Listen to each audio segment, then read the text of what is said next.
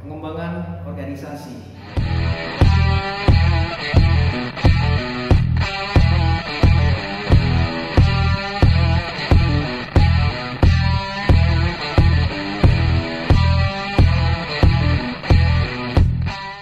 Pengembangan organisasi sangat dibutuhkan atau diwajibkan dalam sebuah organisasi atau di dalam sebuah perusahaan. Prinsip dasar dari pengembangan organisasi itu ada 3. Nah, yang pertama adalah struktural, dan yang kedua adalah teknologi, dan yang ketiga adalah sumber daya manusia. Jadi prinsip dasar pengembangan organisasi yang pertama adalah struktural. Itu bagaimana seorang manajer bagian SDM itu membuat struktur ya tentang jabatan-jabatan yang ada di suatu perusahaan tersebut gitu. Dan yang selanjutnya struktural itu adalah membuat job deskripsi ya tentang apa yang nanti akan dilakukan oleh karyawan itu.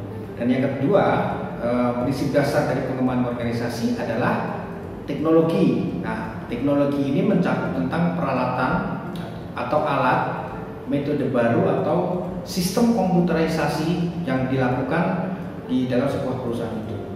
Dan yang ketiga, prinsip dasar pengembangan organisasi itu adalah SDM itu sendiri. Jadi manajer SDM itu harus bisa mengelola SDM-nya, membuat karakter dan membuat perilaku agar perilakunya atau kemampuannya itu akan menjadi lebih baik saat dia bekerja di sebuah organisasi atau sebuah perusahaan. Nah, tujuan dari pengembangan organisasi itu sendiri ada beberapa. Yang pertama adalah melaksanakan pembaharuan kemajuan organisasi, dan yang kedua adalah mendukung atau melaksanakan perubahan budaya organisasi, dan yang selanjutnya mempertinggi profitabilitas dan daya saing di perusahaan eksternal. Yang selanjutnya adalah menjamin kesehatan dan kesejahteraan organisasi dan pekerja. Yang selanjutnya, yang kelima, tujuan dari pengembangan organisasi itu adalah mempermudah pembelajaran dan pengembangan. Yang selanjutnya adalah tujuan dari pengembangan organisasi adalah pemecahan masalah yang terjadi di dalam internal perusahaan. Dan yang selanjutnya itu adalah meningkatkan efektivitas dari semua lini. Yang selanjutnya untuk memperkuat sistem. Dan yang terakhir dari tujuan pengembangan organisasi itu adalah organisasi perusahaan mendukung penyesuaian dari perubahan yang akan terjadi nanti ke depan. Nah, wujud pemeliharaan dan pengembangan organisasi itu yang selanjutnya adalah pengembangan atau pemeliharaan dari budaya perusahaan itu sendiri. Nah, saya akan menjelaskan tentang wujudnya. Yang pertama adalah sikap kerja profesional dan beretika. Dan yang kedua adalah proses kerja terbaik. Dan yang ketiga, kepuasan pelanggan. Dan yang keempat, yang terakhir adalah berusaha mencapai hasil yang terbaik. Nah, yang pertama adalah sikap kerja profesional. Itu mempunyai 3 prinsip etika profesi ya. Yang pertama adalah prinsip tanggung jawab. Selanjutnya adalah prinsip keadilan. Selanjutnya adalah prinsip otonomi. Nah, pengembangan budaya organisasi yang kedua adalah proses kerja terbaik. Itu ada 2. Yang pertama adalah orientasi pekerjaan dengan perencanaan. Jadi pekerjaan yang dilakukan oleh semua karyawan di lini perusahaan itu harus mempunyai perencanaan. Dan yang kedua selanjutnya tentang kesuksesan ditentukan oleh mentalitas karyawan. Jadi budaya yang baik itu adalah mentalitas dari karyawan dari semua lini itu mempunyai mental yang baik. Yang selanjutnya adalah perubahan dari budaya organisasi itu adalah berusaha mencapai hasil yang terbaik. Ini hal yang sangat penting. Jadi semua karyawan atau semua pegawai yang ada di perusahaan itu atau semua pegawai yang ada di perusahaan itu harus mempunyai jiwa yang berusaha selalu mencapai hasil yang terbaik. Nah, yang pertama adalah fokus pada sasaran. Fokus kepada apa yang akan ditempuhnya, akan diraihnya. Dan yang kedua, penuh dengan keyakinan. Ya. Yang selanjutnya adalah paradigma yang berbeda. Jadi jangan monoton sama dengan karyawan-karyawan yang lain, ya. Harus mempunyai paradigma yang berbeda. Dan yang selanjutnya, berani mengambil resiko. Karena resiko yang besar akan berani kita ambil itu akan mempunyai tujuan yang lebih besar daripada kita tidak berani mengambil resiko.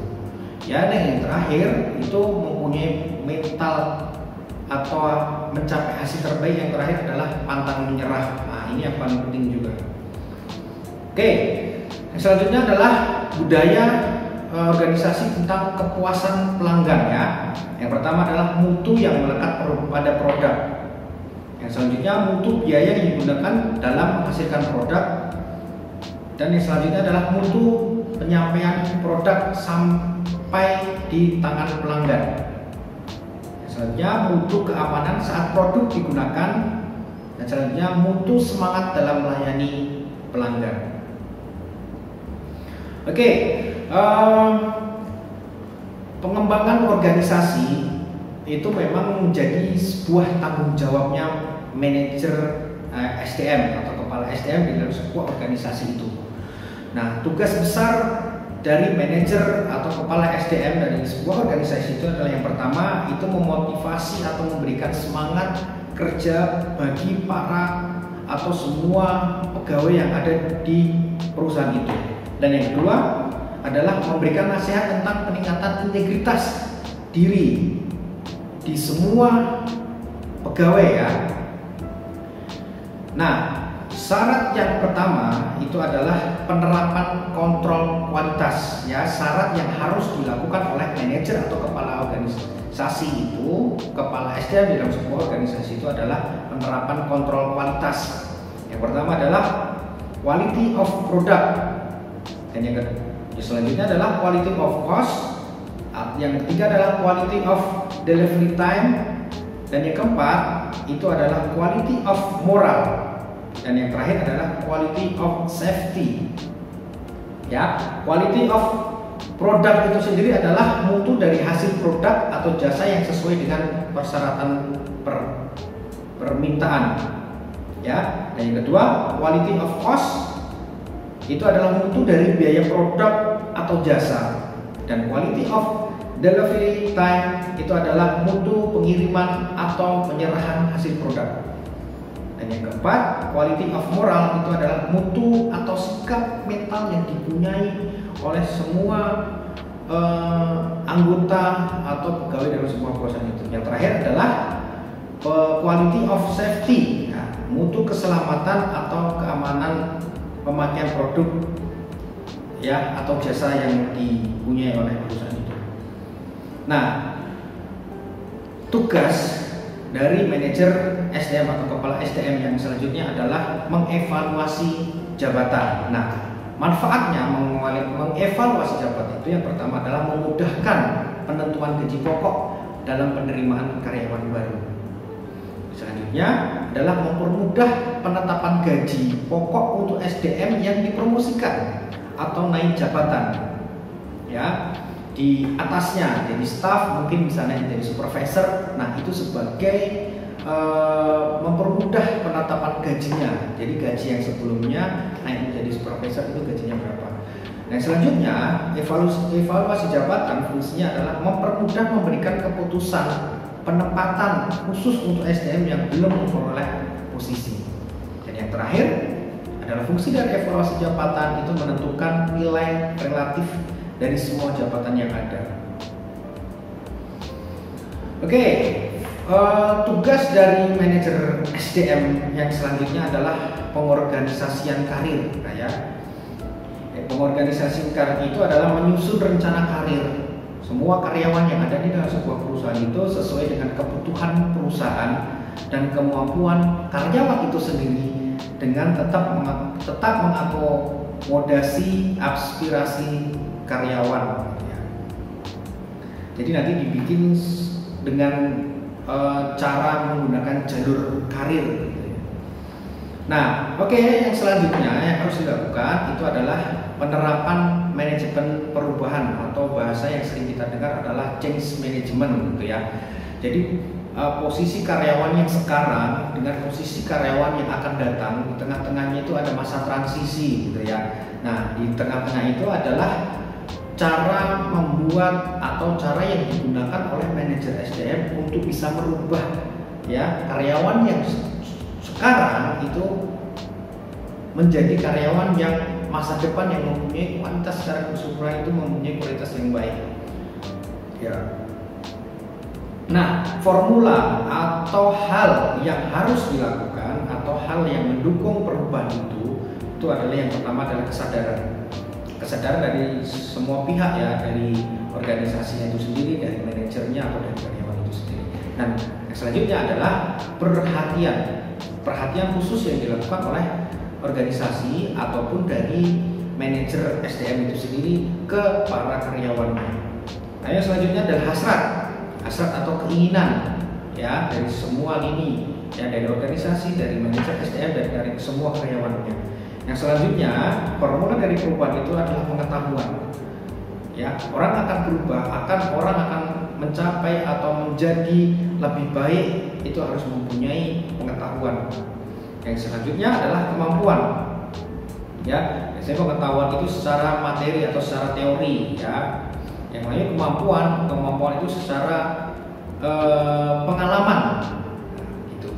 Dan yang terakhir adalah formula dari perubahan itu adalah tindakan penguatan. Nah, oke. Yang selanjutnya yang harus dilakukan oleh manajer SDM untuk melakukan perubahan itu adalah pemeliharaan dan pengembangan sistem manajemen. Itu dibagi 3. Yang pertama adalah PDCA ya, atau biasa dijabarkan yaitu planning, doing, check, dan action. Dan yang kedua adalah International Standard Organization atau ISO. Dan yang terakhir adalah membuat business improvement.